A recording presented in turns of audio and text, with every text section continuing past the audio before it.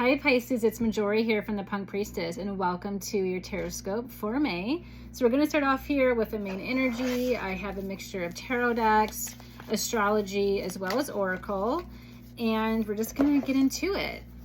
So we are coming from your Pisces stellium that happened on April 26th. That was a very emotionally driven day, and we still have a couple more planets in your sign. So we still have some Pisces energy lingering, and then it's going to start slowly shifting to Aries.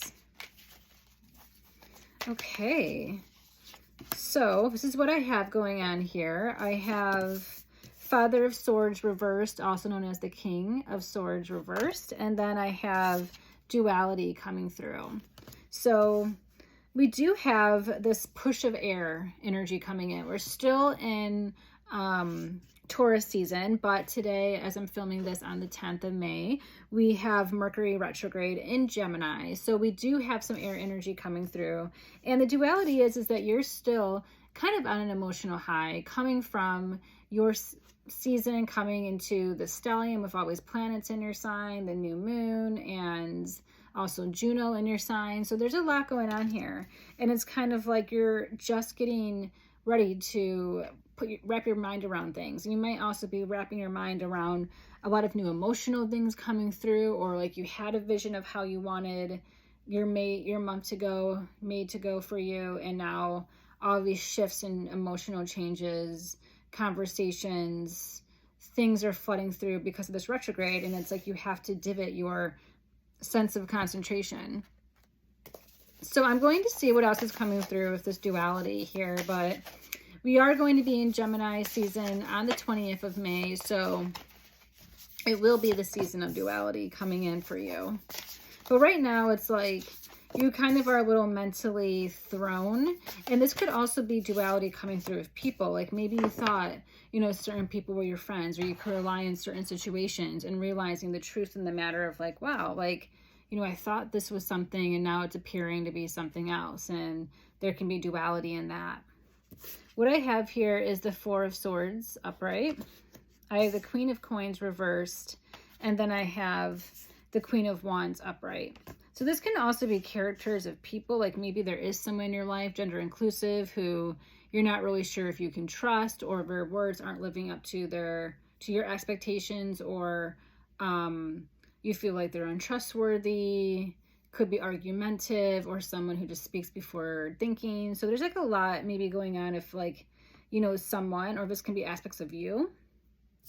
And you have to kind of contemplate how you want to think about this person, how you want to think about this experience, or, these, like the information coming through. And, maybe for a while you have been waiting on some news about a certain situation. It could have been like an offer. It could have been if like a loan got improved, or if, let's say, waiting on, if someone changed or not.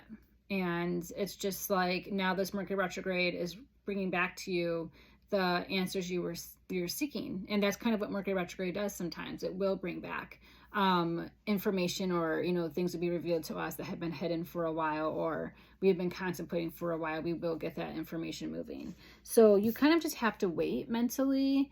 Try to relax. Don't try to stress yourself out. Don't try to have anxiety or anxiousness about the information that you're trying to wait about. Like if it's keeping you up at night, you need to find good healing mental health type remedies to keep you from thinking about this type of person or type of energy. Like this energy should not be keeping you up at night, and like they can't have the type of power over you to kind of have some mind control over your actions or over your thoughts. Like you need to kind of focus on yourself. You need to take your energy back away from this person or these people.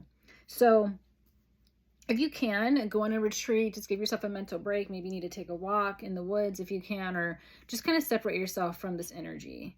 And then we have the Queen of Coins reversed. So this is, if someone gender inclusive who maybe in the workplace you thought you can trust, maybe it's like in the home, but it's just like, it could be arguments, it could be not seeing eye to eye with this energy, and it's also thinking about your own productivity. It's like, how can you be more productive this time?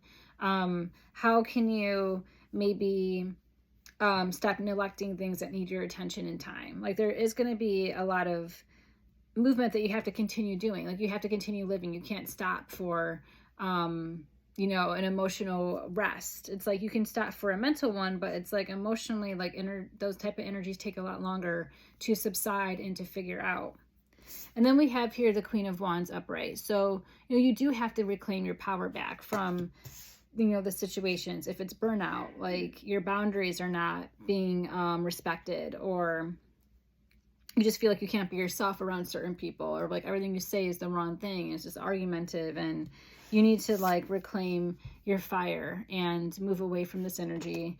And maybe that's the strategy you need to have. It's like, do you need to get a new job to get away from this energy? Do you need to end a relationship or a friendship? Do you need to seek something else that will fulfill you and give you more hope and interest for your life? So you kind of have to think about, how do you want to move forward? All right, I'm pulling some oracle cards here. Because ultimately the Father of Swords and the Queen of Coins they don't have like your best interest in heart right now. They're trying to work against you, and I think you know that. Oh, here we go.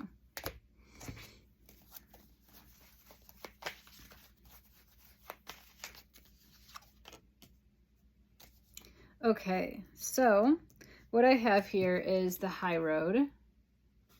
I have At the Crossroads, and then I have Stop. So a lot of like directional messages.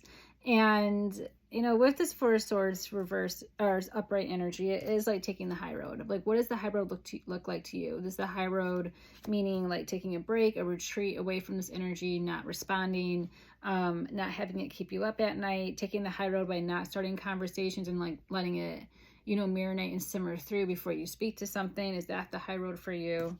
I also have At the Crossroads. So it's like you're in between how you want to move forward. It's like, do you want to continue maybe staying at this job, or would you rather work at a new company that has like better people in it, or is just more aligned with your interest in what you want to do?